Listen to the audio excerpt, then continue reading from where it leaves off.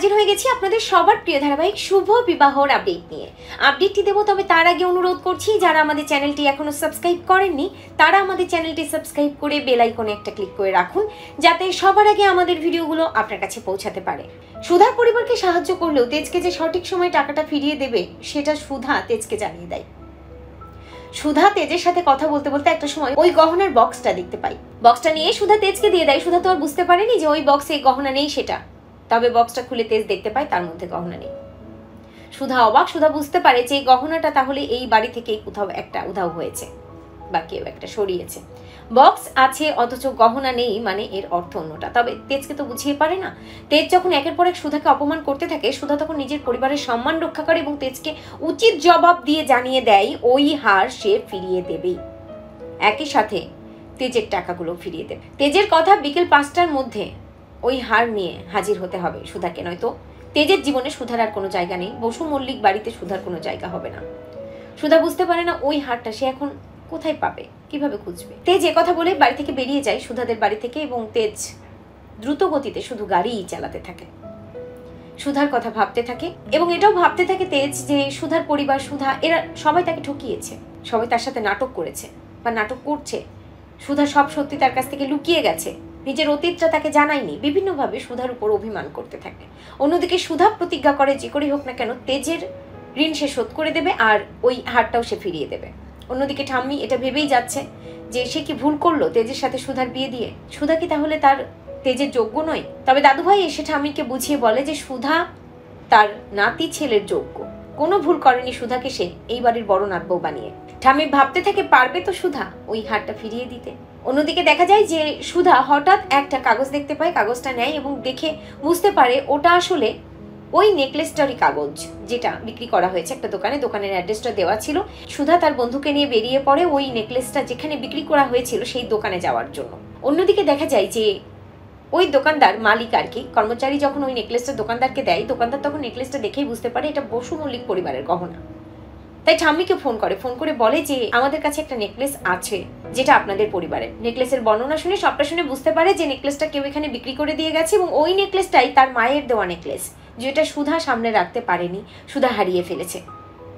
ঠাম্মি ওই দোকানের মালিককে বলে যে নেকলেসটা সে ফিরিয়ে নেবে, সে আসছে ওই দোকানে।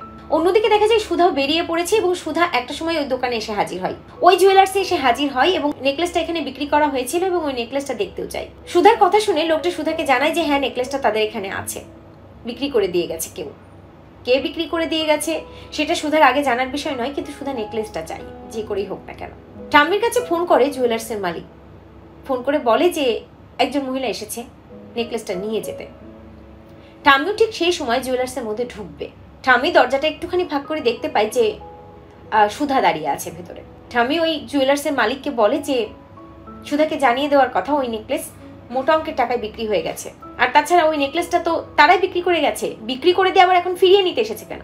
ঠাম্মির কথাই দোকানের মালিক সুধাকে এটাই বলে দেয়, আপনি নেকলেসটা বিক্রি করে দিয়ে গেছেন আবার এখন ফেরত চাচ্ছেন, কোনোভাবে এটা দেওয়া সম্ভব না, মোটা অঙ্কের টাকায় এটা বিক্রি হয়ে গেছে। সুধা রিকোয়েস্ট করে, সুধা বলে যে আপনারা চাইলে যে নেকলেসটা নিতে চাইছেন তাকে অন্য একটা নেকলেস বানিয়ে দিতে পারবেন, কিন্তু ওই নেকলেসটা আমার চাই, আমাকে ওই নেকলেসটা দিন। আর তাছাড়া ওই নেকলেসটা আমি এখানে বিক্রি করিনি।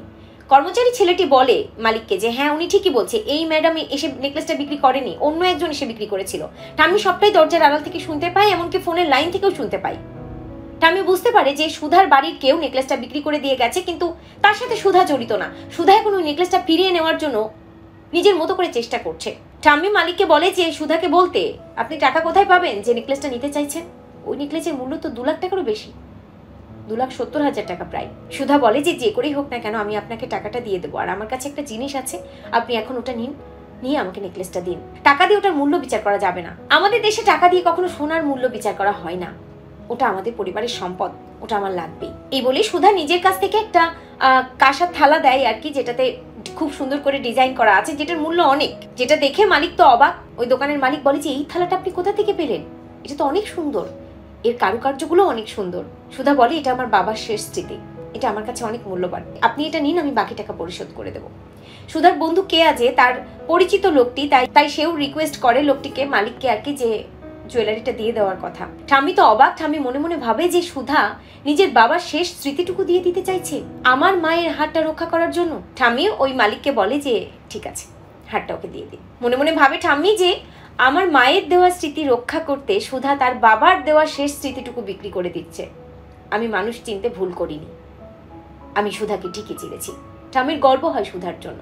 তেজ তো বেরিয়ে পড়েছে। একটা সময় খুব দ্রুত গাড়ি চালাতে চালাতে তেজের গাড়িটা অ্যাক্সিডেন্ট হয়, লোকজন জড়ো হয়ে যায় এবং সেখানে কাতলার লোকজনও চলে আসে এবং তেজকে ফাঁসানোর চেষ্টা করে। সুধা বেরিয়ে পড়েছে সঠিক সময়ে ওই হারটা নিয়ে ঠাম্মি বা তেজের কাছে যাওয়ার জন্য। রাস্তায় দেখতে পায় তেজকে লোকজন ঘিরে ধরেছে এবং তেজের সম্মানহানি হচ্ছে। সুধা রুদ্রমূর্তি নিয়ে চলে আসে এবং কাতলা লোকজনগুলো নিয়ে পালিয়ে যায়। সুধা তেজকে বলে যে 5টা বাজতে এখন অনেকটা সময় বাকি আছে, চলুন আমাদেরকে বসু মল্লিক বাড়িতে যেতে হবে, ঠাম্মির সামনে যেতে হবে। বুঝতে পারে না তেজ সুধা কি বলছে। তেজ তো ভাবতেই পারেনি 5টার মধ্যে সুধা ওই হারটা নিয়ে চলে আসতে পারবে। অসাধ্য সাধন করে ফেলেছে সুধা। বুঝিয়ে দিয়েছে সুধা হারটা সে চুরি করেনি, বরং হারটা সে নিজের মতো করে রক্ষা করার চেষ্টা করেছে, পাওয়ার চেষ্টা করেছে। দেখার বিষয় যে এবার সুধাকে একটু হলেও বিশ্বাস করতে পারছে কিনা তেজ। সুধা যে তাকে ঠকায়নি, সুধা যে মিথ্যে বলেনি, ওই হারটা যে সুধা হারায়নি, সেটা তেজ বুঝতে পারছে কিনা, সুধাকে যোগ্য সম্মানটুকু দিতে পারছে কিনা।